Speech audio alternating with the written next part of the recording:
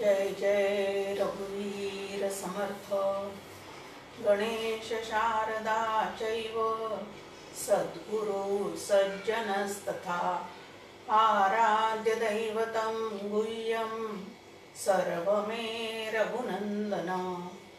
कृपा कटाक्षाची किरणे मोह समुद्राचे आटणे घडे जय त्या श्री कृष्णे वंदू तया ते श्रीराम।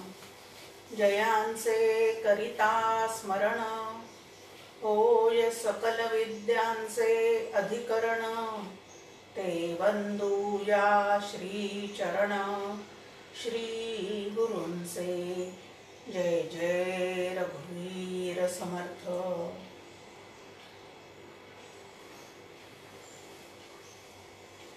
परमार्थ आणि विज्ञान जाणून घेण्यासाठी जमलेल्या सर्व श्रोत्यांना मनपूर्वक अभिवादन करते। आपण परमार्थ आणि विज्ञान या ग्रंथाचा अभ्यास करण्याचा प्रयत्न करतोय। त्यातलं उपासना प्रकरण याला आजपासून आपण सुरुवात करतो आहोत। त्या उपासना प्रकरणामध्ये भक्तीचे स्वरूप, देवाचे प्रकार, उपासना व भक्ती यामध्ये काय अंतर आहे, पूजा विधी मागील संकेत काय आहे, भक्ती म्हणजे परिपूर्ण शास्त्र कसं आहे, षड्गुणेश्वरी ईश्वर म्हणजे काय, ईश्वर निष्ठा म्हणजे काय, नवविधा भक्तीचा उहापोह सुद्धा या ठिकाणी केलेला आहे आणि निष्काम उपासना आणि भक्तीचा राजमार्ग असे 10 एकूण यामध्ये मुद्दे आपल्याला चर्चेला या ठिकाणी घ्यायचे आहे। जेवढे होतील तेवढे आज आपण बघूया। सुरुवात आहे भक्तीचे स्वरूप। आपण सगळेजण स्वतःला भक्त समजतो आणि आपण जे काय करतो ती भक्ती आहे असं आपल्याला वाटत राहतं। पण आता भक्ती म्हणजे नेमकं काय आहे, तर भक्ती शब्दाचा अर्थ आपल्या समोर शास्त्राने ठेवलेला आहे की भगवंत म्हणजे आराध्य दैवत किंवा श्री गुरु यांच्यावरच्या नितांत प्रेमाला भक्ती असं म्हणतात। अशी भक्तीची एक व्याख्या किंवा भक्ती शब्दाचा अर्थ आपल्या समोर ठेवलेला आहे। आणि हा ऐकल्यानंतर वाचल्यानंतर मग आपण खरोखरीच भक्ती करतोय का, तेवढं भगवंताविषयीचं प्रेम किंवा श्री गुरु विषयीचं प्रेम आपल्या अंतःकरणामध्ये अपरंपार असं दाटून आलेलं आहे का, हे आपल्याला या व्याख्येनुसार आता तपासावं लागेल किंवा तपासता येईल। आता भक्ती माणूस कशासाठी करतो, ते करण्यामागचं कारण काय आहे, भगवंताचा शोध कशासाठी घ्यायचा आहे आणि भगवत भेटीतून मला नेमकं काय प्राप्त होणार आहे, इत्यादी अनेक प्रश्न तुमच्या आमच्या समोर ह्या मार्गाला लागल्यानंतर उपस्थित होतात। आता भगवंताचा शोध आपल्याला का बरं घ्यायचा आहे, तर आपल्या समोर मांडणी आहे जीव सुखाचा प्रवासी। जन्मल्यापासून तर मृत्यूच्या क्षणापर्यंत तुमचा आमचा जो शोध चाललेला आहे तो सुखाचा शोध चाललेला असतो। ज्ञानेश्वरीमध्ये या संदर्भामध्ये एक ओवी आपल्या समोर आहे। देखपा मनुष्य जात सकळ स्वभावतः भजनशीळ जाहले अस्ति केवळ माझेच ठाई, असं या ठिकाणी श्रीकृष्ण अर्जुनाला सांगतात की स्वभावतःच प्रत्येक जण सुखाचं भजन करण्यातच गुंग झालेला आहे, परंतु सुख म्हणजे नेमकं काय ती सुखमीमांसा मात्र त्यांनी केलेली नसते। मग वस्तू, व्यक्ती, परिस्थिती इत्यादी गोष्टीतून सुख शोधता शोधता ज्या वेळेला या ठिकाणी ते पूर्णपणे सापडत नाही, गवसत नाही किंवा हाती लागलेलं निसटून जात आहे असं ज्या वेळेला त्याच्या लक्षात येतं, त्यावेळेला आता सुखाचा शोध काहीतरी वेगळ्या पद्धतीने घेतला पाहिजे। संत ज्याप्रमाणे सुखरूप झाले त्याप्रमाणे आपल्याला होता येईल का, ह्या पद्धतीचे विचार त्याच्या मनामध्ये सुरू होतात आणि त्यावेळेला तो भगवंताचा शोध घ्यायला सुरुवात करतो। आणि हा जो सुखाचा आपला शोध चाललेला आहे त्या सुखाच्या शोधाला परिपूर्णता त्याच वेळेला प्राप्त होते ज्या वेळेला त्या भगवत तत्वाशी आपली पूर्ण ओळख होते, त्या भगवत तत्वाशी आपण पूर्ण एकरूप होतो, त्यावेळेला हा सुखाचा शोध जो आहे तो पूर्णपणे थांबलेला असतो आणि सुखरूप होऊन जीवन जगण्याची व्यवस्था त्या मनुष्याने स्वतःची स्वतःच त्या ठिकाणी केलेली असते। तर हा भक्तीचा जो भाग आहे तो कशासाठी आहे, तर भगवंत नामाचं एक तत्व आहे, भक्त नामाचं एक तुमचं आमचं स्वरूप आहे आणि भक्त भगवंताच्या भेटीसाठी जे काय करतो त्याला साधारण भक्ती असं म्हणतात. म्हणजे भक्ती ही एक साधना आहे, भगवंत हे एक साध्य आहे आणि भक्त जो आहे तो साधक आहे. आता भक्त म्हटल्यानंतर सुद्धा आपण स्वतःला जरी भक्त म्हणून घेत असलो तरी आपण खरंच भक्त आहोत का, एकदा समर्थांचं वचन डोळ्यासमोर ठेवून आपण तपासून घेतलं पाहिजे.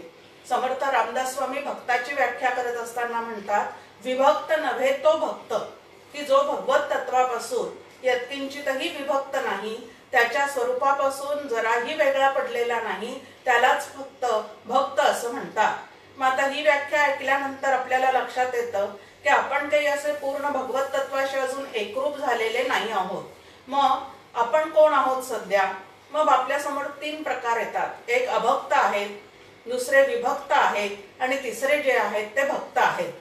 आता इथं श्रवण करायला जे जमलेले आहेत ते अभक्त असणं शक्यच नाही, कारण काहीतरी जाणून घ्यावं असं वाटतंय भगवंताविषयी, म्हणूनच इथं आपण सगळेजण एकत्र आलेले आहोत. मग आपण सगळेजण कसे आहोत सध्या? तर आपण सगळेजण सध्या विभक्त आहोत आणि या विभक्ताचा भक्त होण्यासाठी म्हणून जे काही करायचं असतं त्याला भक्ती असं म्हणतात. आता आपण सद्यस्थितीमध्ये स्वतःला जे भक्त समजतो ते कशा प्रकारचे भक्त आहोत आपण? तर छान आपल्या समोर एक व्यवहारातलं उदाहरण आहे की 12वी नंतर मुलं इंजिनिअरिंग किंवा मेडिकल या 2 डिग्र्या मिळवण्यासाठी घराच्या बाहेर पडलेले असतात. प्रवेश घेतात, दूर कुठंतरी लांब त्यांना प्रवेश मिळालेला असतो आणि ते त्या ठिकाणी जाऊन शिक्षण घेण्याची तयारी दर्शवतात आणि तिथं राहायला जातात. मग ज्या वेळेला गुढीपाडव्यासारखा किंवा दसऱ्यासारखा सण येतो, दिवाळीसारखा सण येतो, त्यावेळेला ते आपल्या घरी येतात. ते आपल्या घरी येतात त्यावेळेला त्यांना दारात पाहिल्यानंतरच जो कोणी बैठकीत त्यांना पहिल्यांदा पाहिल तो आतमध्ये सांगतो की अरे इंजिनियर आलेत बर का, अरे डॉक्टर आलेत बर का. म्हणजे नेमकं कोण आलेले आहेत? त्यांना अजून ती डिग्री प्राप्त व्हायला 3-4 वर्षाचा अवकाश आहे, पण तरी सुद्धा आपण त्यांना गमतीने या इंजिनियर या डॉक्टर असं जसं म्हणतो त्याप्रमाणे सद्यस्थितीमध्ये तुम्ही आम्ही त्या पद्धतीचे भक्त आहोत. म्हणजे प्रवेश घेतलेला आहे पण अजून सुद्धा आपण विभक्त आहोत. भक्त होण्याची आपली तयारी चाललेली आहे, साधना करणार आहोत, परंतु सद्यस्थितीमध्ये मात्र आपण विभक्त आहोत हे लक्षात घ्यायचं. आणि भक्त होण्यासाठी जे काही करतो, भगवंताला प्राप्त करण्यासाठी जे काही करतो त्याला भक्त असं समर्थ रामदास स्वामी म्हणतात आणि तसा भक्त आपल्याला या ठिकाणी व्हायचं आहे. त्यानंतर इथं आपल्या समोर आहे की आपण ही भक्ती कोणाची करतो? तो देवाची करतो, भगवंताची करतो. आता देव म्हणजे तरी नेमकं काय आहे? तर दिव या धातूपासून 2 शब्द तयार झालेले आहेत असं आपल्या समोर मांडणी करण्यात येते. दिवा आणि देव. दिवा जो आहे तो लौकिक प्रकाश देणारा आहे आणि देव जो आहे तो आतला ज्ञान प्रकाश देणारा आहे. तुम्हाला आम्हाला जे सर्व काही ज्ञान होत चाललेलं आहे 5 ज्ञानेंद्रियांच्या द्वारा किंवा मनाच्या द्वारा जे सुखदुःखाचं ज्ञान होत चाललेलं आहे, हे ज्ञान कोणाच्या सत्तेवर होतं? तर ज्ञान घन असणारा जो परमात्मा आहे, ज्ञान प्रकाश देणारा जो भगवंत आहे, तो तुमच्या आमच्या आतमध्ये चित्त चैतन्य तत्वाच्या द्वारे आधीपासूनच व्यापून राहिलेला आहे आणि तो तुम्हाला आम्हाला हा ज्ञान प्रकाश अखंड पुरवत असल्यामुळे तुमच्या आमच्या सर्व ज्ञानेंद्रियांना आणि अंतःकरणाला बाहेरून होणारं ज्ञान जे आहे ते होत चाललेलं आहे. मग देव म्हणजे नेमका काय आहे? देवाचा प्रकाश म्हणजे नेमका काय आहे? तर देव शब्दाचा अर्थ आहे पारलौकिक प्रकाश देणारा, परमार्थातला ज्ञान मार्ग ज्याला म्हणतात त्या ज्ञानाचा मार्ग दाखवणारा, अखंड ज्ञानघन असणारा.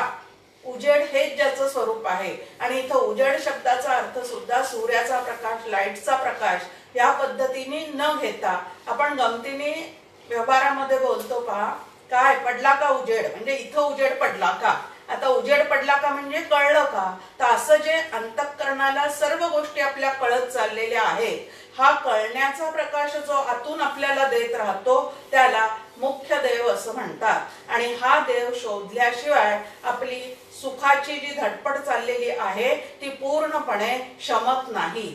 आणि हा देव जो आहे तो शोधण्यासाठी या ठिकाणी भक्ती करायची आहे। पण या देवाची भक्ती करत असताना आपल्याला हळूहळू हळू काय करायचं आहे तर प्रगती साधावी लागते। जसं आपण पाहतो की एखादी डिग्री आपल्याला प्राप्त करायची असेल तर आधी बालक मंदिरामध्ये जातो, त्यानंतर पहिल्या वर्गात, दुसऱ्या वर्गात असं करत करत जवळजवळ 20-22 वर्ष शिक्षण घेतल्यानंतर आपल्याला ती डिग्री प्राप्त होते। त्या पद्धतीने इकडं की अगदी सुरुवातीला मूर्तीपूजेपासून आपली सुरुवात झालेली आहे। म्हणजे आपण मूर्तीपूजा जी करायला सुरुवात करतो ते सुरुवातीला आपण पहिल्या वर्गात गेलेले आहोत। मग आता हा पहिला वर्ग ओलांडून आपल्याला पुढे पुढे जात राहिलं पाहिजे आणि तसं जर करत गेलो तर कधीतरी आपल्याला त्या भगवत तत्वाचा शोध लागणार आहे। पण त्यासाठी आपण पुढच्या वर्गात जायला आणि टप्प्याटप्प्याने देव नावाचं तत्व जे आहे ते समजून घेण्याला आपण आपल्या ठिकाणी आकलन शक्ती जी आहे ती वाढवण्याचा प्रयत्न नक्कीच केला पाहिजे। सुरुवात पूजेपासून आहे, पण पूजा करता करता ती कधीतरी गळून पडली पाहिजे आणि ज्याची पूजा आपण करतो आहोत त्याच्याशी आपण एकरूप झालं पाहिजे। इथपर्यंत आपल्याला या ठिकाणी प्रगती साधायची आहे। आता त्या भगवत तत्वाशी जर एकरूप व्हायचं असेल तर त्याचं समग्र स्वरूप जे आहे ते लक्षात घेण्याची आवश्यकता आहे। तुम्ही आम्ही जी सामान्य लोक पूजा करतो त्या पूजेमध्ये आपण उदबत्ती लावतो, धूप लावतो, कापूर जाळतो, नारळ फोडतो, ह्या पद्धतीची तुमची आमची पूजा चाललेली असते। पण संत जी पूजा करतात ती संतांनी केलेली पूजा एकदम वेगळी असते। इथं ज्ञानेश्वर माऊलींचं एक उदाहरण दिलेलं आहे, एक ओवी आपल्या समोर आहे। तेथे अहम हा धूप जाळू, नाहम तेजे ओवाळू, सामरस्ये पोटाळू निरंतर। की त्या सुखरूप भगवंताशी ऐक्य पावायचं असेल तर आम्हाला अहमचा धूप जाळावा लागतो। जोपर्यंत देह रूप अहम, त्यानंतर बुद्धिरूप अहम, परिस्थिती रूप अहम ह्या पूर्णपणे आमच्यावर पूर्णपणे त्यांनी कब्जा मिळवलेला आहे, तोपर्यंत देहातच व्यापून असणारा जो देव आहे तो तुम्हाला आम्हाला कधीही भेटणं शक्य नाही। मग त्या ठिकाणी या तीन गोष्टीवरचा अहमचा जो पडदा आहे तो बाजूला करून अहमचं स्फुरण कशामुळे मला होत चाललेलं आहे ह्याचा ज्या वेळेला आम्ही शोध घेण्याचा प्रयत्न करू त्यावेळेला आम्हाला पूर्णपणे त्या भगवंताशी ऐक्य पावण्यासाठीची सामुग्री जी आहे, साधना जी आहे ती प्राप्त होऊ शकते। कारण देव पहाया गेलो देवची होऊन ठेलो, इथपर्यंत तुम्हाला आम्हाला या परमार्थ मार्गामध्ये जी आहे ती प्रगती करायची असते। आता ह्या भगवंताला भेटण्यासाठी आपल्याला जी प्रगती करायची आहे त्याच्यासाठी भक्ती मार्ग आपल्या समोर विशद केलेला आहे। आता ही भक्ती किती प्रकारची असते? भक्ती शब्दाचा अर्थ आपण पाहिला की भगवंत आणि श्री गुरु यांच्यावरच्या नितांत प्रेमाला भक्ती असं म्हणतात। आता मानवी स्वभावाचे विविध पैलू असतात, काही जण भावना प्रधान आहेत तर काही जण बुद्धी प्रधान असतात। मग आता या दोघांची सुद्धा व्यवस्था या भक्तिशास्त्रामध्ये आमच्या समोर करून ठेवलेली आहे। जे भावना प्रधान असतात त्यांनी प्रेमलक्षणा भक्ती करायचा प्रयत्न करायचा आहे आणि जे बुद्धी प्रधान आहेत, जे शास्त्रशुद्ध पद्धतीने विचार करू शकतात त्यांनी मात्र या ठिकाणी आपल्याला सांगितलेलं आहे की ज्ञान लक्षणा भक्तीचा आधार घ्यायचा आहे। एक प्रेम लक्षणा भक्ती आहे आणि दुसरी ज्ञान लक्षणा भक्ती आहे। त्यानंतर अजून भक्तीचे दुसरे प्रकार आपल्या समोर, एकाला गौणी भक्ती म्हणतात आणि एकाला पराभक्ती असं म्हणतात। आता गौणी भक्ती म्हणजे काय तर भक्ताचे आपण जे प्रकार पाहिलेले आहेत, आर्त, अर्थार्थी इत्यादी जे भक्त असतात ते ज्या पद्धतीने भक्ती करतात ती जी भक्ती आहे ती संकटातून दूर होण्यासाठी किंवा काहीतरी प्राप्त करण्यासाठीची असते, त्या भक्तीला गौणी भक्ती असं म्हणतात। आणि फक्त भगवंताला जाणण्यासाठी आणि भगवंताशी एकरूप होण्यासाठी जी भक्ती केली जाते त्याला पराभक्ती असं म्हणतात। दुसऱ्या पद्धतीने त्याचा एक अर्थ आपल्या समोर आहे की जे फक्त मूर्तीपूजेमध्येच अडकून पडतात, प्रतिमा पूजेमध्येच अडकून पडतात, ती जी त्यांची भक्ती आहे त्याला गौणी भक्ती असं म्हणतात। आणि त्याच्या पलीकडे जाऊन चैतन्याचा शोध घेऊन त्या चैतन्याशी एकरूप होण्याची जी भक्ती सांगितलेली आहे त्याला गौणी भक्ती, पराभक्ती प्रेमलक्षणा भक्ती, ज्ञानलक्षणा भक्ती, या सगळ्या भक्तीचे प्रकार ऐकल्यानंतर आपण नेमकं कुठली करू शकतो हे ज्याचं त्यांनी या ठिकाणी शोधून काढायचं आहे. श्री गुरु जर केलेले असतील तर ते ज्याच्या त्याच्या अधिकाराप्रमाणे त्याला ते भक्ती मार्ग विशद करून सांगतात. पण श्री गुरु जर अजूनपर्यंत आपण केलेले नसतील तर आपला स्वभाव ओळखून आपण त्या ठिकाणी कुठल्या भक्तीचे अधिकारी आहोत किंवा कुठली भक्ती आपल्याला जमेल हे लक्षात घेऊन ती करण्याचा प्रयत्न करायचा आहे. हे दोन्हीही प्रकार आपल्या समोर ठेवले आणि आपण संतांचे जर चरित्र पाहिले किंवा संतांचे ग्रंथ पाहिले तर आपल्याला असं लक्षात येतं की संतांनी प्रेमलक्षणा आणि ज्ञानलक्षणा अशा दोन्ही प्रकारच्या भक्तीचा पूर्णपणे अंगीकार केलेला आहे. कारण त्यांचे जर ग्रंथ पाहिले, ज्ञानेश्वर महाराजांचा ज्ञानेश्वरी ग्रंथ पाहिला किंवा समर्थ रामदास स्वामींचा दासबोध ग्रंथ पाहिला तर त्यामध्ये आपल्याला प्रेमलक्षणा भक्ती कुठे दिसणार नाही. त्या ठिकाणी पूर्ण ज्ञानलक्षणा भक्ती जी आहे तीच तुम्हाला आम्हाला सातत्याने ठाई ठाई त्या ठिकाणी पाहायला मिळते. पण त्यांचे जर अभंग आपण पाहिले तर त्या अभंगामध्ये मात्र जे आराध्य दैवत आहे त्याचा वारंवार त्या ठिकाणी उल्लेख केलेला आहे आणि त्याच्याशी एकरूप कसे झालेले आहोत किंवा त्याचं जे चरित्र वर्णन आहे, त्याचं जे सौंदर्याचं वर्णन आहे ते आपल्याला त्या अभंगामध्ये पाहायला मिळतं. म्हणजे अभंगाच्या द्वारे त्यांनी केलेली प्रेमलक्षणा भक्ती प्रगट झालेली आहे आणि ग्रंथांच्या माध्यमातून त्यांनी प्रगट केलेली ज्ञानलक्षणा भक्ती आपल्या समोर मांडून ठेवलेली आहे. मग त्यांनी जसं सगुण श्रेष्ठ का निर्गुण श्रेष्ठ, प्रेमलक्षणा भक्ती श्रेष्ठ का ज्ञानलक्षणा भक्ती श्रेष्ठ असा वाद न घालता पूर्णपणे दोन्हीचा आधार घेऊन स्वतःचा भक्ती मार्ग प्रशस्त केलेला आहे आणि पूर्ण भगवंताशी ऐक्य पावलेले आहेत. त्याच पद्धतीने आपण सुद्धा प्रेमलक्षणा आणि ज्ञानलक्षणा या दोन्हीही भक्तीचा अंगीकार करून आपली साधना जी आहे ती पूर्ण करण्याचा प्रयत्न केला पाहिजे. दोन्ही पद्धतीने आपल्या समोर प्रक्रिया काही ठेवलेल्या आहेत. आता समजा प्रेमलक्षणा भक्ती, भावना प्रधान लोक जे आहेत ते जास्तीत जास्त या मार्गाने जाणारे असतात. आता प्रेमलक्षणा भक्ती जर करत असू आपण तर भगवंतावरच्या अत्यंतिक प्रेमामुळे भगवंताच्या कथा ज्या वेळेला ऐकतो, भगवंताचं चरित्र ज्या वेळेला ऐकतो, भगवंताचे रूप ज्या वेळेला पाहतो त्यावेळेला अष्टसात्विक भाव जागृत त्या ठिकाणी होत जातात. मग आता प्रेमलक्षणा भक्ती आपली व्यवस्थित चाललेली आहे की नाही हे जर आपल्याला तपासायचं असेल तर या अष्टसात्विक भावापैकी काही भावांचा मला अनुभव येतो की नाही हे आपण आपल्या ठिकाणी बघितलं पाहिजे. मग त्या ठिकाणी अश्रुपात आहे, त्यानंतर कंठ दाटून येणे आहे, रोमांच उमटणे आहे, अंतःकरणाला क्षणभर का होईना पण स्तब्धतेचा अनुभव येणं आहे, शरीराला कंप सुटणे इत्यादी प्रकाराने हे अष्टसात्विक भाव जे आहेत ते आपल्या ठिकाणी जागे होतात की नाही किंवा त्याचं चरित्र ऐकता ऐकता अत्यंत आनंद आतमध्ये दाटून येतो की नाही हे आपण आपल्या ठिकाणी तपासलं पाहिजे. अन्यथा आमची आपली भक्ती बरी म्हणून पूजा आटोपली, उरकली, संपवली ह्या पद्धतीने जर आमचं नामस्मरण इतक्या माळा केल्या त्यानंतर रामही खुंटीला आणि माळही खुंटीला असं जर चाललेलं असेल तर त्या ठिकाणी कुठंतरी काहीतरी माझंच कमी पडत आहे हे आपण लक्षात घेतलं पाहिजे. आता ज्ञानलक्षणा भक्ती जी आहे त्या ठिकाणी ती ज्याला अंगीकारायची आहे त्याला साधन चतुष्टय संपन्नता असली पाहिजे असं सांगितलेलं आहे.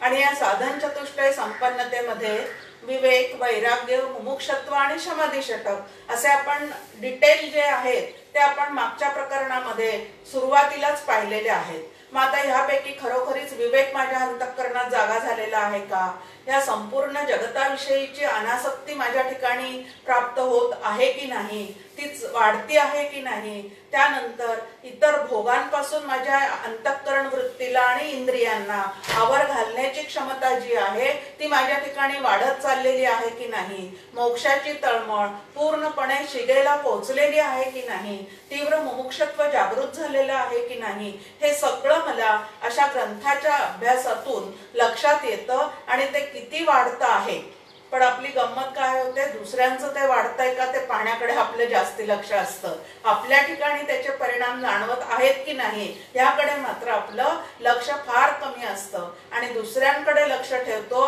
तो प्रपंचच करतो, आणि स्वतःच्या अंतःकरणावर जो लक्ष ठेवतो त्याला परमार्थ लवकर साधतो. आणि म्हणून परमार्थामध्ये स्वतःवर जास्ती लक्ष ठेवायचं आहे की आपल्या अंतःकरणामध्ये काय काय निर्माण होत आहे, आणि त्याला आवर घालण्याची क्षमता जी आहे ती आपल्या ठिकाणी प्राप्त झालेली आहे किंवा नाही. आता महत्वाचं आहे की सगुणाची उपासना करा किंवा निर्गुणाची उपासना करा.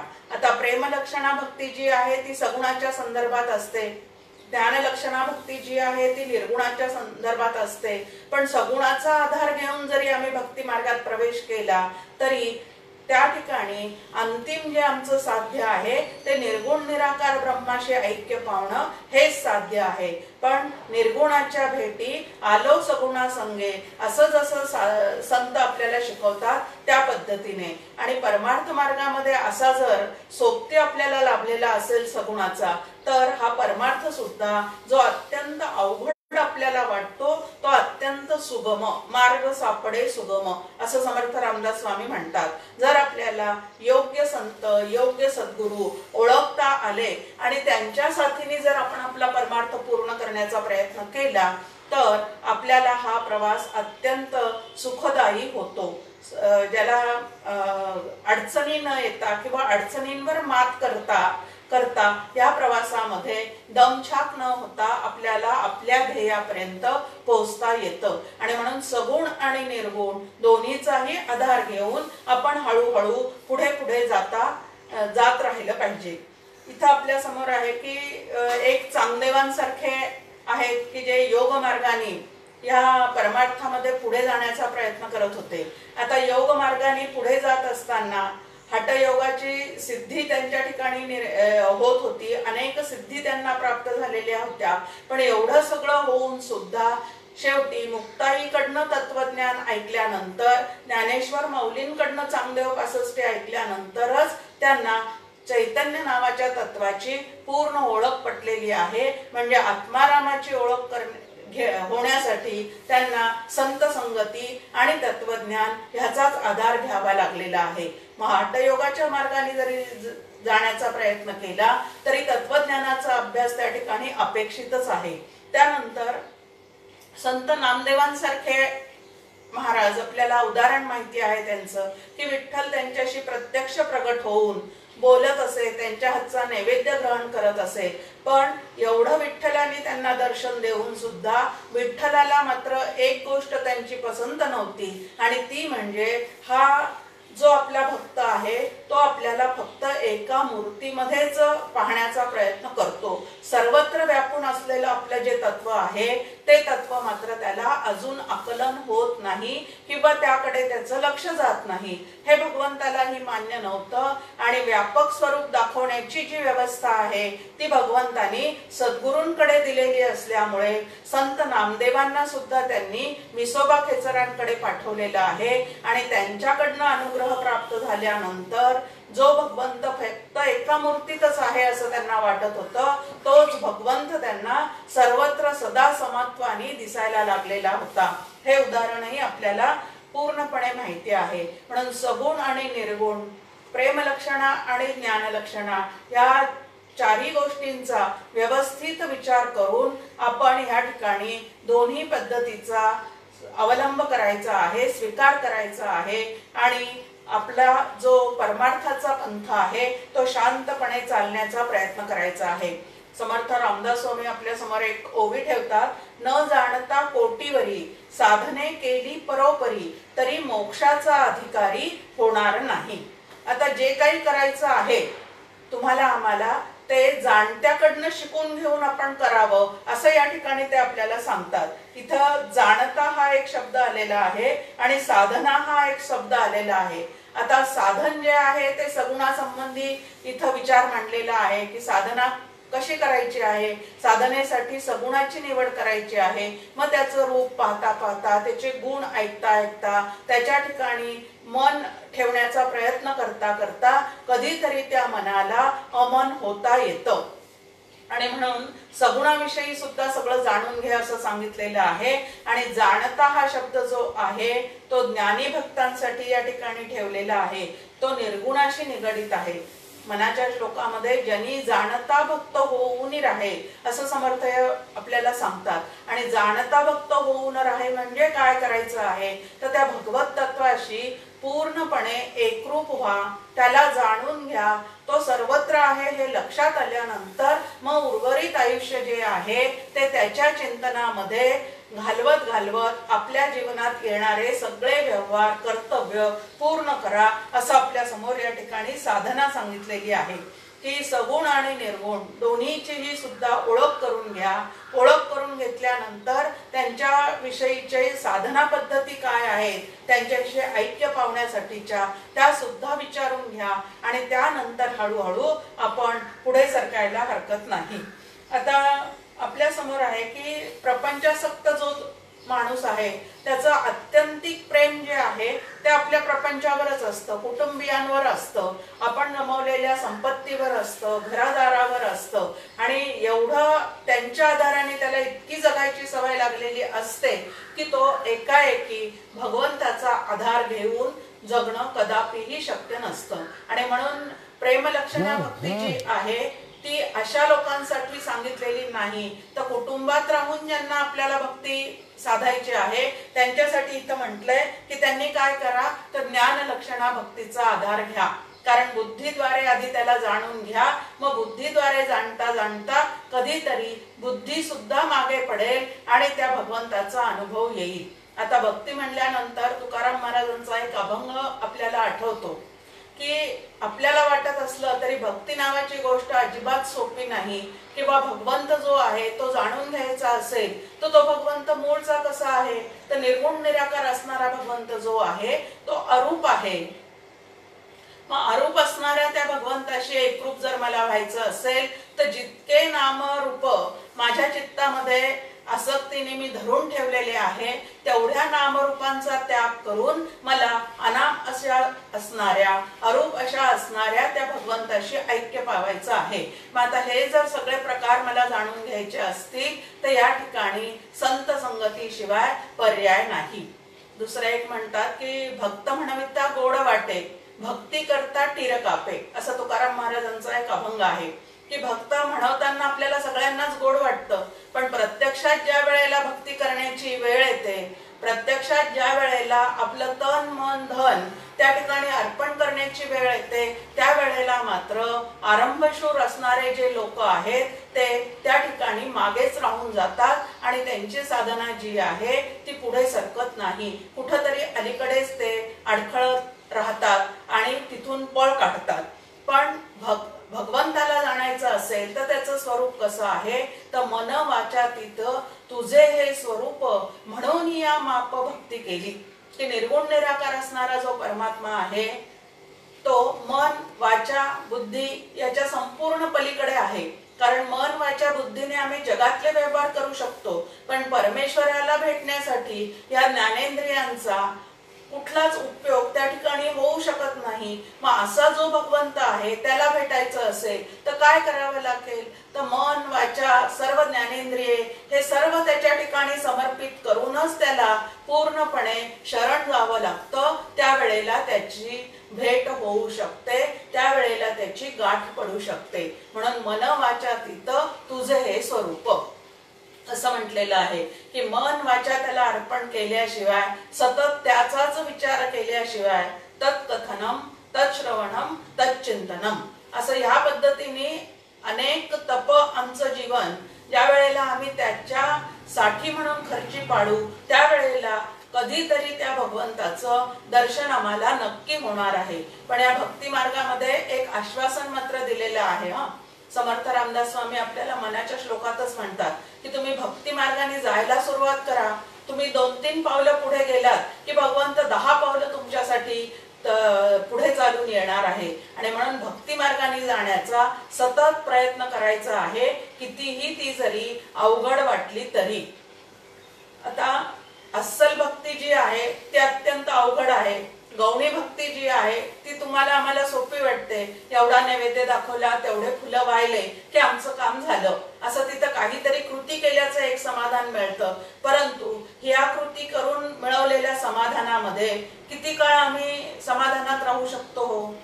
परत नवीन काहीतरी करावं असं वाटतं, परत तेच तेच, म्हणजे एकानंतर दुसरं, दुसऱ्यानंतर तिसरं, असं व्रत, वैकल्य, उपास कितीही आम्ही करत राहिलो तरी जोपर्यंत प्रत्यक्ष त्याचं दर्शन होत नाही, त्याच्या स्वरूपाचा अंदाज येत नाही, तोपर्यंत आमची ही साधना पूर्णपणे फळाला जात नाही. आणि म्हणून या ठिकाणी ती साधना जर आम्हाला करायची असेल तर अद्वैत कुसरी विरळा जाणे, असं आपल्या समोर मांडणी केलेली आहे. ज्ञानेश्वर महाराज म्हणतात की हे अद्वैताचं तत्वज्ञान, निर्गुणाचं जे तत्वज्ञान आहे ते जाणणारा क्वचितच कोणी एखादा असतो. आणि हे वाक्य ऐकलं की परत आपण जे आहोत आरंभशूर ते नाराज होऊन जातो आणि आपल्याला असं वाटतं की ते मला कधी कळणारच नाही.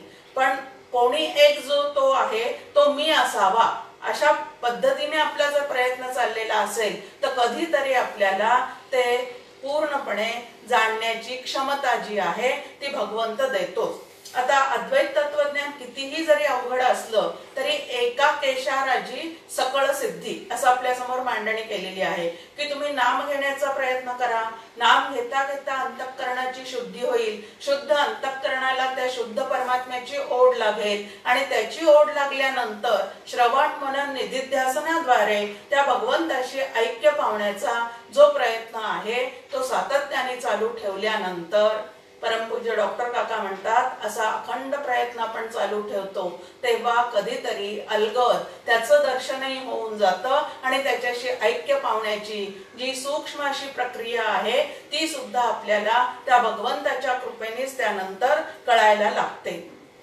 आणि म्हणून अस्सल भक्ती जी आहे ती अत्यंत कठीण आहे, पण कठीण जरी असली त्याला सुळावरील पोळी असं तुकाराम महाराज म्हणतात की निवडी तो बळी विरुळा शूर. ते अद्वैत तत्वज्ञान जाणणाराही अत्यंत वेगळाच आहे आणि पूर्ण भगवंताशी एकरूप होणारा सुद्धा अत्यंत विरळाच आहे. पूजा अर्चा सगळं करून सुद्धा त्या मूर्तीमध्ये तो आहेच असा भाव ठेवणारे तुम्ही आम्ही आहोत का सद्यस्थितीत? देव आहे, देवघरात मांडलेले आहेत, त्यांची रोज पूजा चाललेली आहे, पण देव खरोखरीच त्या देवघरात आहे आणि तो माझ्या सर्व व्यवहारांकडे पाहतो आहे असं तरी मला अजून पटलेलं आहे का? असं तरी मला अजून वाटतंय का? आणि तसं वाटत नसल्यामुळेच तर मनाला येईल त्या पद्धतीने आमचे सगळे व्यवहार चालू असतात. आणि मनाला येईल त्या पद्धतीने जेव्हा हे सगळे व्यवहार चाललेले असतात त्यावेळेला मनातच राहणारा तो भगवंत जो आहे तो मात्र आमच्या समोर प्रगट होऊ शकत नाही.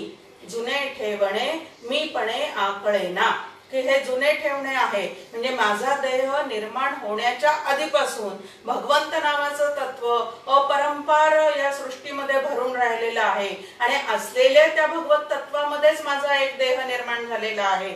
पण मला मात्र त्याची जाणीव होत नाही कारण माझं लक्ष सगळं निर्माण झालेल्या देहाकडे, निर्माण झालेल्या मनाकडे आणि त्यांच्यामध्ये गुंतागुंतीने अडकून पडलेल्या विचारांमुळे पूर्णपणे त्या आत्मतत्वाकडे मात्र आमचं दुर्लक्ष होत जातं.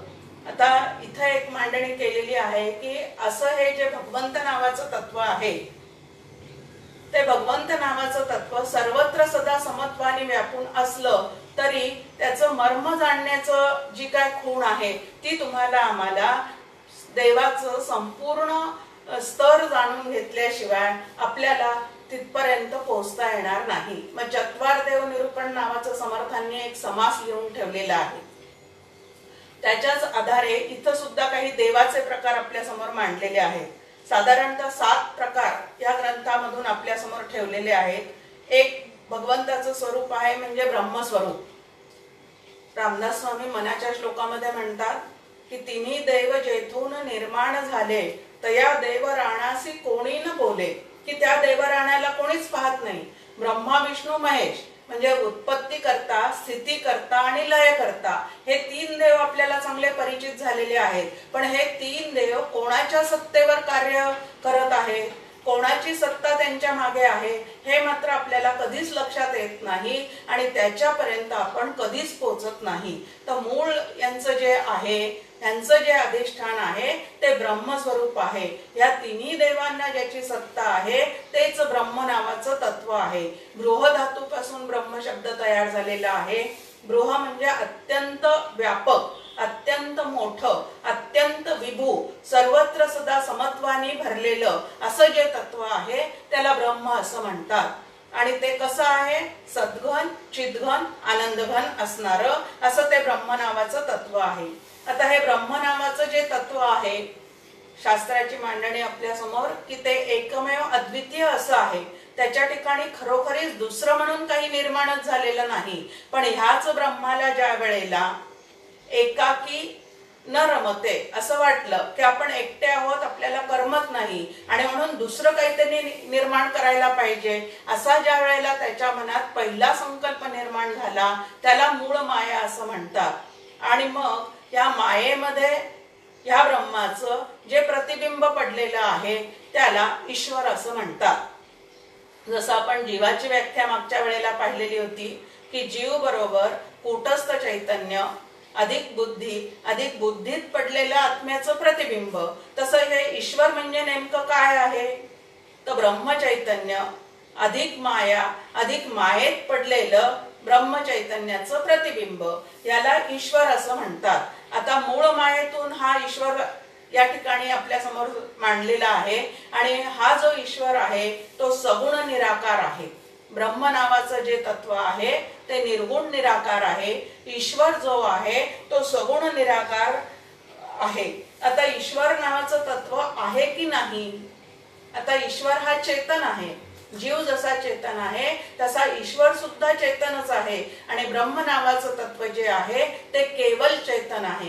कारण जीवाला अविद्या ही उपाधी आहे, ईश्वराला माया ही उपाधी आहे आणि ब्रह्म जे आहे ते निरोपाधिक आहे. मग आता हे ईश्वर नावाचं तत्व मानण्याची खरंच गरज आहे का? तो आहे का? आता जग कसं निर्माण झालं याचा जर आपण विचार करायला लागलो तर काही जण म्हणतात ते जडापासून म्हणजे प्रधानापासून तयार झालेलं आहे. पण हे व्यवहारामध्ये तरी आपल्याला कधी असं दिसतंय का की जड गोष्टीपासून काही गोष्टी तयार झालेल्या आहेत?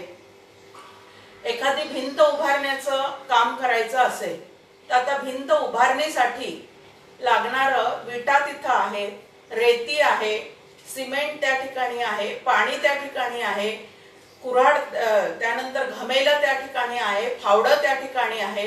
या सगळ्या जड वस्तू त्या ठिकाणी पडलेल्या आहेत. पण आपोआप ते एकमेकावर चढलं आणि भिंत तयार झाली असं कधी आपल्याला कुठं दिसतंय का? मग जडाला काहीच त्या ठिकाणी स्वतःहून करता येत नाही. मग आता या जड वस्तूंना एकत्रित आणण्याचं काम जे आहे ते गवंडी करतात. म्हणजे एक भिंत उभारण्यासाठी सुद्धा एका सचेतन जीवाची त्या ठिकाणी काय आहे तर आवश्यकता आहे.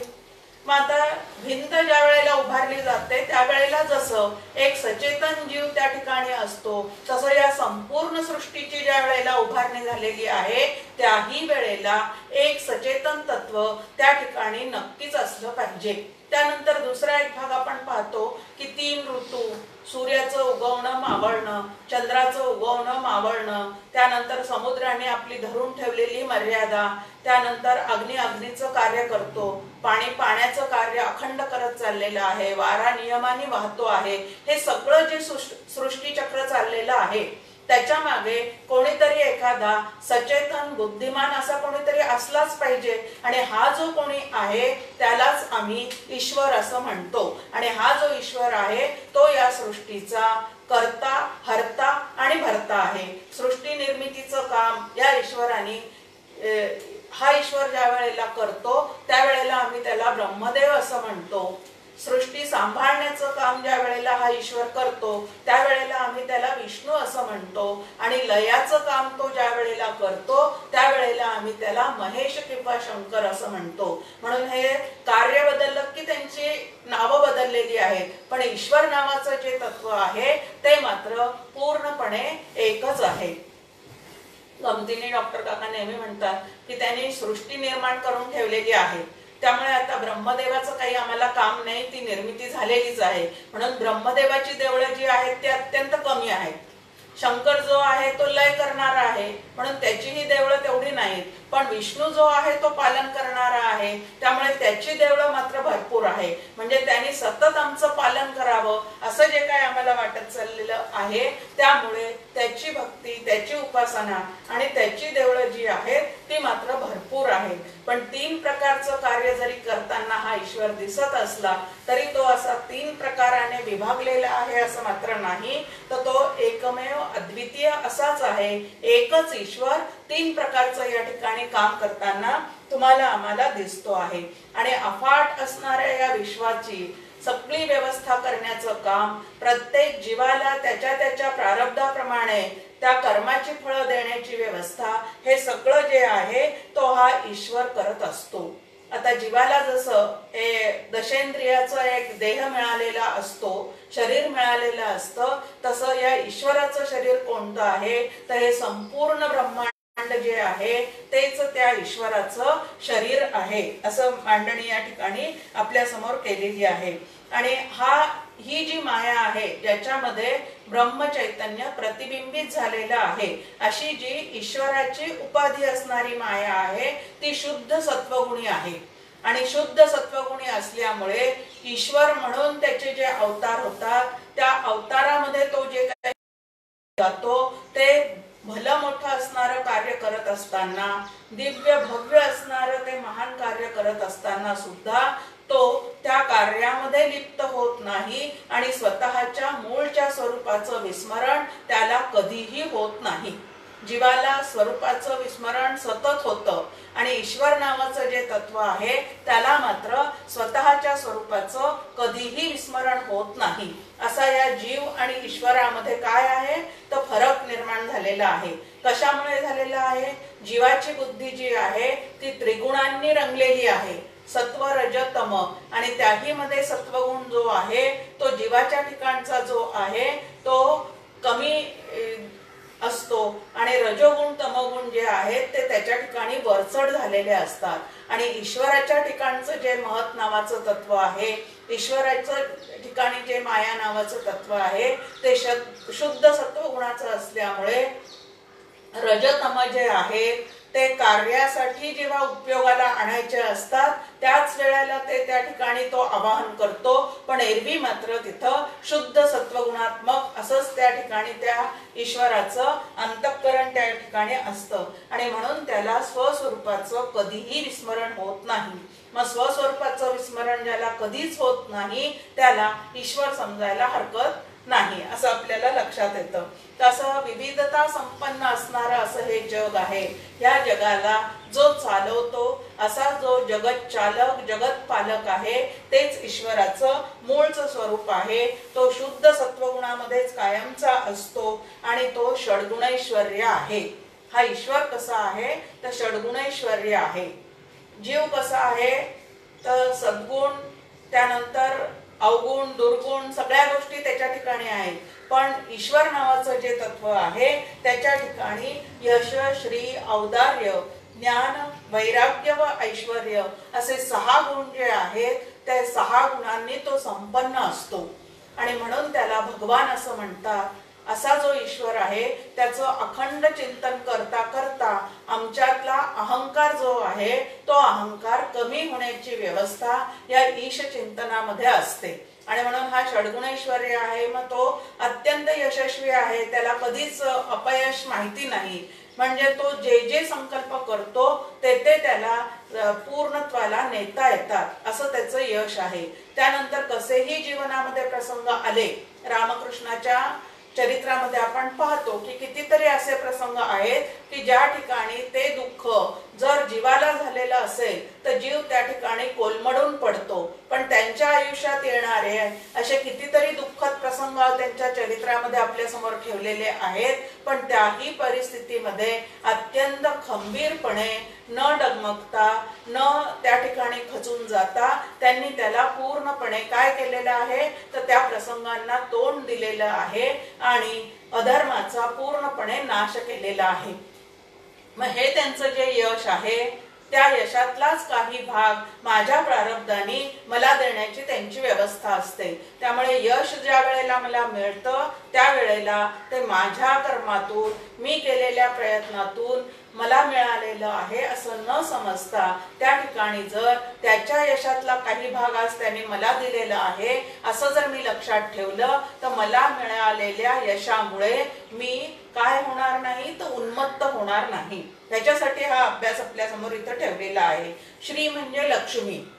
आता लक्ष्मी ही तर त्या भगवंताची विष्णूची पत्नी आहे आणि ती लक्ष्मी प्रत्येक जीवाला त्याचा जीवन व्यवहार चालवण्यासाठी म्हणून त्याच्या प्रारब्धाप्रमाणे तो देत असतो। मग आता ती आपण जी मिळवलेली लक्ष्मी आहे, आपल्याला जी प्रारब्धाने आपल्या नोकरीच्या माध्यमातून आपल्या व्यवसायाच्या माध्यमातून जी लक्ष्मी आपल्याकडे येते ती लक्ष्मी आपल्याकडे जरी आलेली असली, प्रत्यक्ष प्रयत्न आपण करताना जरी दिसत असलो तरी ती त्या भगवंताची आहे हे लक्षात ठेवून जर तिचा व्यवस्थित विनियोग आम्हाला करता आला तर त्या लक्ष्मीमुळे सुद्धा उन्मत्तपणा आमच्या ठिकाणी येणार नाही। नाही तर भरपूर संपत्ती असली की ती मी कमावलेली आहे असा एक खूप मोठा अहंकार त्या ठिकाणी चढतो आणि जितका अहंकार जास्ती तितकं आपण आपल्या स्वरूपापासून काय होतो तर ढळत राहतो, पतित होत राहतो। म्हणून लक्ष्मी कोणाची आहे तर भगवंताची आहे असं कायमचं लक्षात ठेवायचं, तिचा योग्य विनियोग करायचा आणि आपल्या भोगापेक्षाही ती जास्ती आपल्याला जेव्हा प्राप्त होताना दिसते तेव्हा भगवंताचा हेतू जो आहे तो काहीतरी वेगळा असावा, तो आपल्याला देतो। आपण आपल्यापेक्षा कमी जे संपत्तीवान असतील त्यांच्या उपयोगाला पडण्यासाठी त्या लक्ष्मीचा जरूर काय करावा तर उपयोग करावा। औदार्य म्हणजे सतत देत राहण्याचा स्वभाव।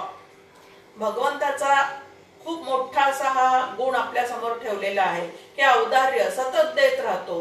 त्याला कोणी शिव्या दिल्या तरी देत राहतो। आपल्या समोर एक झाडाचं उदाहरण ठेवलं जातं नेहमी की झाडाला कोणी फळं लागलेले असताना त्या फळांना खडे मारून दगड मारून खाली पाडले तर अशा पाडणाऱ्याला सुद्धा ते फळ जे आहे ते गोड रसच देतो आणि अगदी अलगदपणे जाऊन कोणी जर ते काढलेले असतील फळं तरी सुद्धा त्याला ते गोडच रस देतो। ह्या पद्धतीने हा भगवंत काय आहे तर सदैव तो देण्याचा त्याचा स्वभाव आहे आणि आपण एक दिलं की दसपट वापस करणे हे त्या भगवंताचं औदार्य आहे।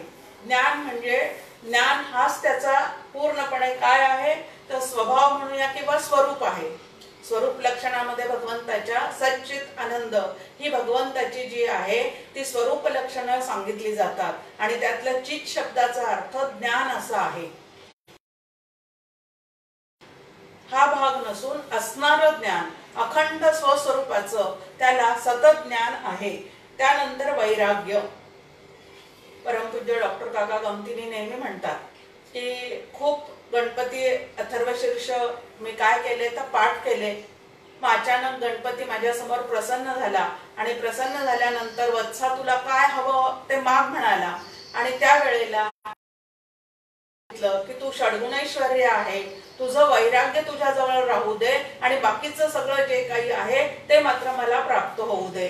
आणि त्यावेळेला तो भगवंत हसला आणि म्हणाला की वेड्या, फक्त वैराग्य घेशील तू सुखरूप होशील, बाकीच्या सर्व गोष्टी जरी घेशील पण वैराग्य बाजूला ठेवशील तर सुखरूपता मात्र तुझ्या चित्ताला कधीही प्राप्त होणार नाही। म्हणून भगवंताच्या ठिकाणचं वैराग्य काय आहे की या संपूर्ण जगताचा तो शास्ता असून सुद्धा, कर्ता कर्विता असून सुद्धा तो कुठंही लिप्त होऊन या जगतात अडकलेला नाही, हे त्याच्या ठिकाणची वैराग्य किंवा अनासक्ती आहे। आणि ती भगवंताची अनासक्ती जी आहे तीच तुम्ही आम्ही सुद्धा आपल्या प्रपंचाच्या ठिकाणी सतत वाढती ठेवण्याचा प्रयत्न केला पाहिजे। आणि ऐश्वर्य, तर भगवंताचं ऐश्वर्य म्हणजे नेमकं काय आहे तर ऐश्वर्य म्हटलं की आपल्याला संपत्ती, मिळवलेल्या सुखोपभोगयुक्त अशा वस्तू ह्या गोष्टी सगळ्या डोळ्यासमोर येतात।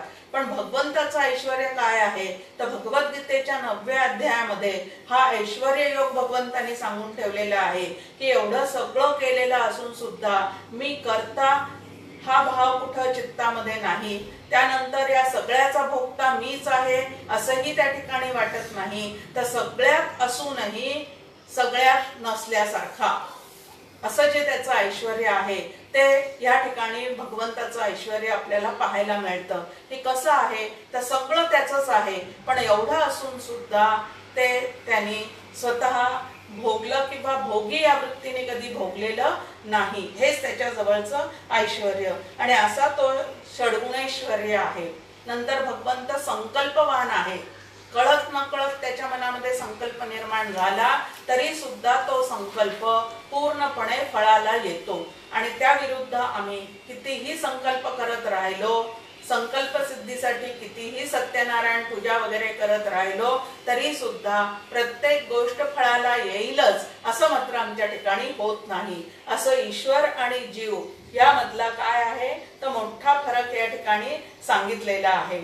तर उत्पत्ती स्थिती लय करणारे असे हे ईश्वराचे अनेक अवतार होतात आणि ते अवतार जे आहेत आता एक पाहिलं आपण, पहिला निर्गुण निराकार असणारं ब्रह्मतत्व, दुसरं जे आहे ते सगुण निराकार असणारं ईश्वर तत्व. आता या ईश्वर तत्वाचे जे अवतार होऊन गेलेले आहे धर्मरक्षणासाठी म्हणा, दुष्टांच्या निर्दालनासाठी म्हणून म्हणा, ते जे आहे ते अवतार तिसरा त्यांचा जो प्रकार आहे तो आहे सगुण साकार अवतार.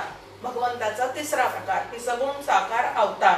आणि हा अवतार कशासाठी असतो तर धर्म संस्थापनार्थाय संभवामी युगे युगे असं भगवद्गीतेच्या 4थ्या अध्यायात भगवंतांनी स्वतः सांगितलेलं आहे की धर्म संस्थापनेसाठी म्हणून मी माझे असे अवतार सतत घेत राहतो. आता भगवंताचे हे जे अवतार आहेत त्या अवतारांचं शरीर कसं असतं तर ते लीला विग्रही असतात. तुमचा आमचा जो जन्म आहे, तुम्हाला आम्हाला जे शरीर प्राप्त झालेलं आहे ते कर्म विग्रहाने प्राप्त झालेलं आहे असं म्हणतात. म्हणजे आपणच आपलं प्रारब्ध तयार करून ठेवलेलं आहे आणि त्या प्रारब्धाचे भोग घेण्यासाठी म्हणून आपल्याला हा देह मिळतो. पण भगवंताचं तसं नाही. तर भगवंत धर्म संस्थापनेसाठी देह धारण करतो आणि त्याला लीला विग्रह असं म्हटलेलं आहे.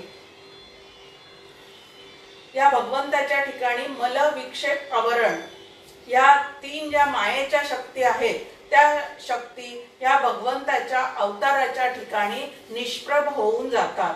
तुम्हाला आम्हाला मात्र या 3 शक्ती अडकवून ठेवतात. मल, विक्षेप आणि आवरण. मल म्हणजे निषिद्ध कर्म करण्याची इच्छा, विक्षेप म्हणजे स्वभावातील चंचलता आणि आवरण म्हणजे स्मरण. अशा या 3 शक्ती मायेच्या ज्या आहेत त्या जीवावर प्रभाव टाकू शकतात, परंतु भगवंताच्या ठिकाणी मात्र त्या निष्प्रभ झालेल्या असतात. भगवंताच्या ठिकाणी त्याला संचित प्रारब्ध क्रियमाण या गोष्टीचा सुद्धा त्याच्या भगवंताला त्याच्या अवतारकाली अजिबात काय होत नाही तर लेप लागत नाही. भव्य दिव्य क्रिया करून सुद्धा त्याचा लेप त्याला कधीही लागत नाही. भगवंत हा किंवा भगवंताचे अवतार जे आहेत ते नित्यमुक्त असतात. जीव जो आहे तो बद्ध आहे. ईश्वर जो आहे, ईश्वराचे अवतार जे आहेत ते नित्यमुक्त आहेत आणि ब्रह्म नावाचं जे तत्व आहे ते बंध मोक्षातीत आहे. अशी या ठिकाणी त्यांची आपल्या समोर मांडणी केलेली आहे की जीव बद्ध, ईश्वराचे अवतार जे आहेत ते नित्यमुक्त आहेत आणि ब्रह्म नावाचं तत्व जे आहे ते बद्ध मोक्षातीत आहे. म्हणून बंधनात अडकलेल्या जीवानी नित्यमुक्त असणाऱ्या ईश्वराची सतत उपासना करून बंध मोक्षातीत असणाऱ्या ब्रह्माशी एकरूप व्हायचं आहे. ह्या पद्धतीने इथं आपल्या समोर मांडणी. आता भगवंताच्या अवताराच्या संदर्भामध्ये परमपूज्य मंदाताई एक छान आपल्याला सांगतात की भगवंताचे 2 प्रकारचे अवतार आहेत. एकाला शस्त्र अवतार असं म्हणतात आणि एकाला शास्त्र अवतार असं म्हणतात. आता भगवंताचा शस्त्र अवतार म्हणजे राम आणि कृष्ण या अवतारामध्ये त्यांनी शस्त्र धारण केलेलं आहे की ज्या वेळेला नुसत्या समजुतीने समाज ऐकणार नाही हे लक्षात येतं त्यावेळेला शस्त्र हातात घेऊनच तो भगवंत अवतार धारण करतो. आता प्रभू रामचंद्रांनी धनुष्यबाण धारण केलेला आहे तर श्रीकृष्णाने हातात चक्र धारण केलेलं आहे, असं दोन्ही शस्त्र हातात घेऊन त्यांचे झालेले हे अवतार, म्हणून ते शस्त्रधारी आहेत। आणि संत जे आहेत ते शास्त्रधारी आहेत, म्हणजे सगळे संत हे भगवंताचेच अवतार आहेत। आणि ते कसे आहेत तर शास्त्रधारी आहे, शास्त्र समजावून सांगून सांगून ते प्रत्येक जीवाच्या ठिकाणी धर्मस्थापना करण्याचा प्रयत्न करतात। म्हणून शास्त्र समजून सांगणारे जे कोणी आहेत ते सुद्धा धर्मस्थापनेचे नर ते जाणावे ईश्वर, असं समर्थ सुद्धा आपल्याला सांगतात की जिथं जिथं धर्म संस्थापनेचं कार्य चाललेले आहे ते ईश्वराचे अवतार आहेत। भगवंताचे काही अंश अवतार आहेत, थोड्या कालावधी पुरते ते अवतीर्ण झालेले आहेत आणि तेवढं कार्य केलं की निघून गेलेले आहेत। पण रामकृष्ण हे जे दोन भगवंताचे अवतार आहेत ते परिपूर्ण असे अवतार आहेत की त्या ठिकाणी त्यांचं भव्य दिव्य असं चरित्र आणि तुम्हाला आम्हाला अत्यंत मार्गदर्शन, त्यानंतर त्यांची भक्तवत्सलता, या सर्व गोष्टी त्यांच्या त्या अवतारामध्ये त्यांनी ज्यांना ज्यांना आश्वासन दिलेले आहेत ते पूर्ण करत करत त्यांनी पूर्णपणे जीवन व्यतीत केलेलं आहे। आणि म्हणून त्यांचे ते जे अवतार आहेत ते पूर्ण अवतार आहेत। म्हणून श्रीकृष्णाला योगेश्वर कृष्ण असं म्हणतात की सर्व तऱ्हेची भक्ती मार्ग त्यांच्या ठिकाणी त्यांनी साधकांसाठी त्यांनी उपलब्ध करून ठेवलेले आहेत।